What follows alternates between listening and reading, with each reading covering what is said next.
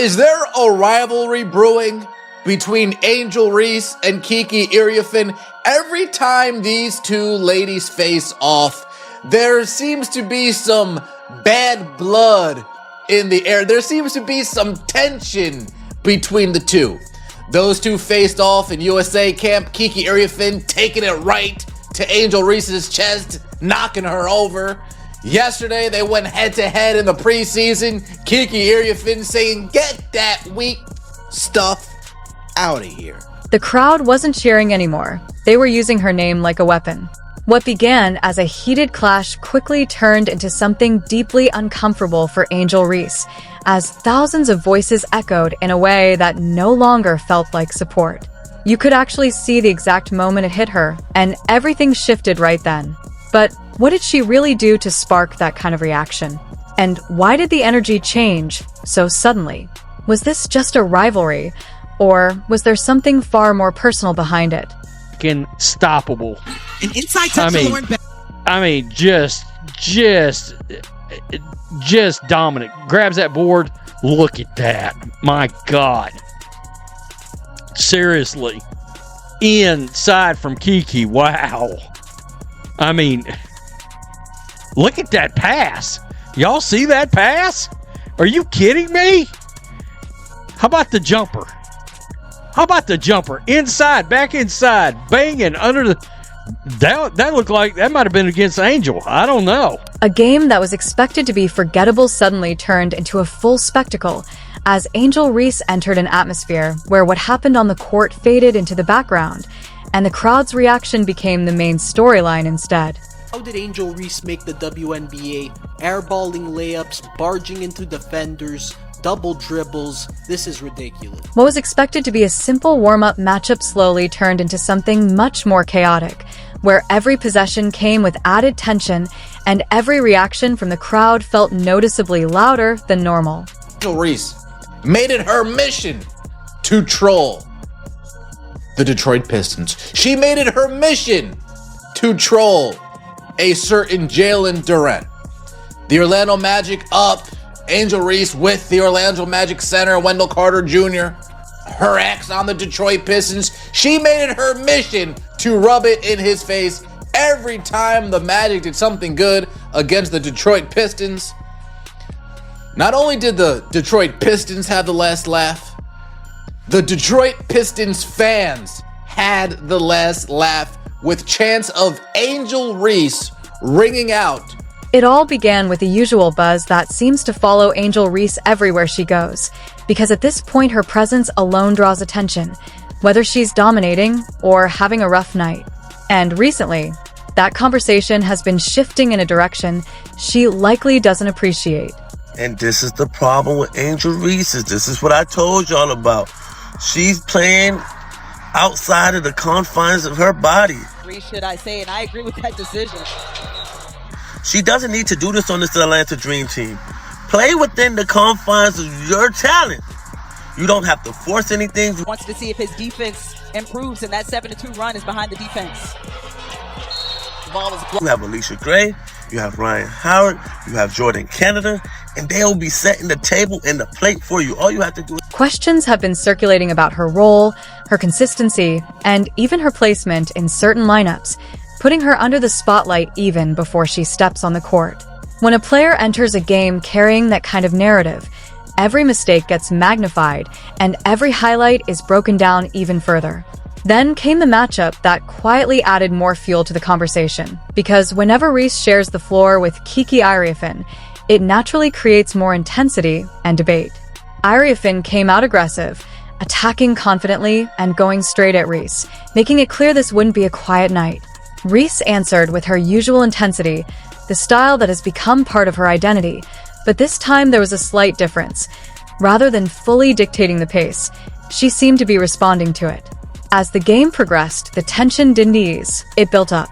One sequence summed it up perfectly, with Reese trying to finish strong at the rim, only for Iriafen to shut it down in emphatic fashion. Hey, Clan, was that also an accident too? Because y'all know y'all say the first one was an accident when it was clearly a hit to the face. That y'all say that was an accident.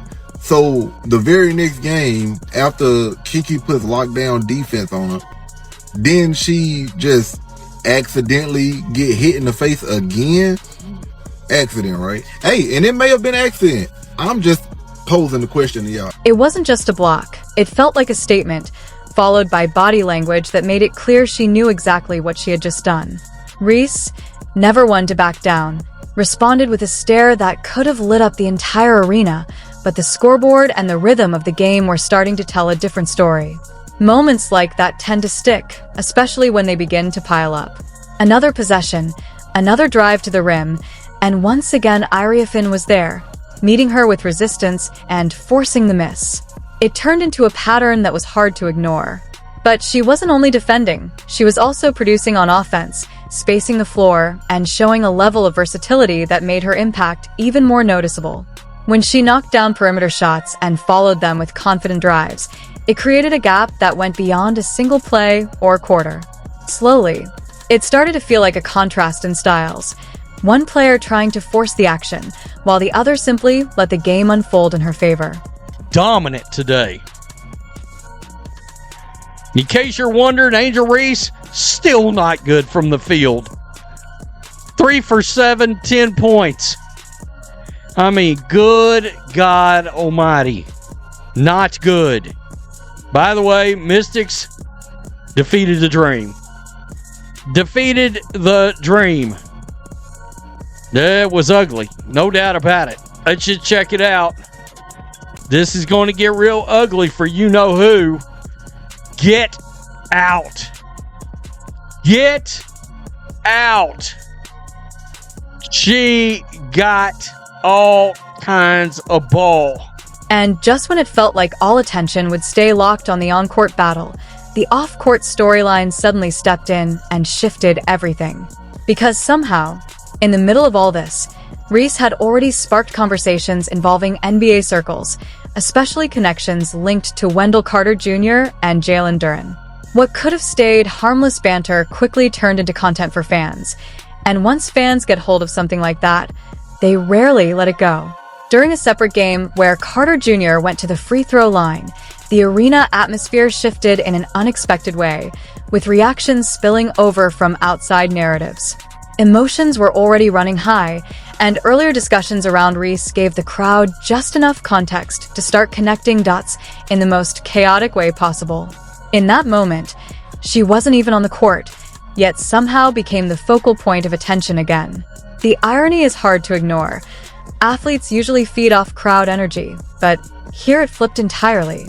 Instead of uplifting the moment, it turned into something closer to a collective reaction driven by storyline rather than basketball itself. The chants weren't really about the game anymore. They were about narrative, perception, and the kind of internet-driven drama that spreads far faster than any highlight ever could. According to Angel Reese and her pretend friends in the mainstream media, Caitlin Clark fans are racist!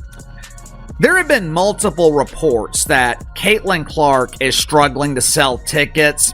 The demand just isn't the same. Speaking of Angel Reese, though, what I found most interesting about this list is where ESPN ranks their face of the league. Unfortunately for Angel Reese, the polish seems to be melting off the turd. Back on the court, Reese's performance reflected the challenge she was facing. Statistically, it wasn't a collapse, but it also wasn't dominant. Her rebounding stayed strong, but her scoring efficiency raised questions. While players like Lauren Betts delivered composed, well-rounded performances, the contrast became hard to ignore, even if it wasn't entirely fair. Reese still showed effort and intensity, fighting through contact, grabbing tough rebounds, and staying active, but the consistency wasn't fully there.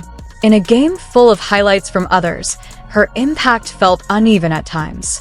As comparisons grew and narratives built around her, every performance started carrying extra weight, shifting attention from just basketball to perception.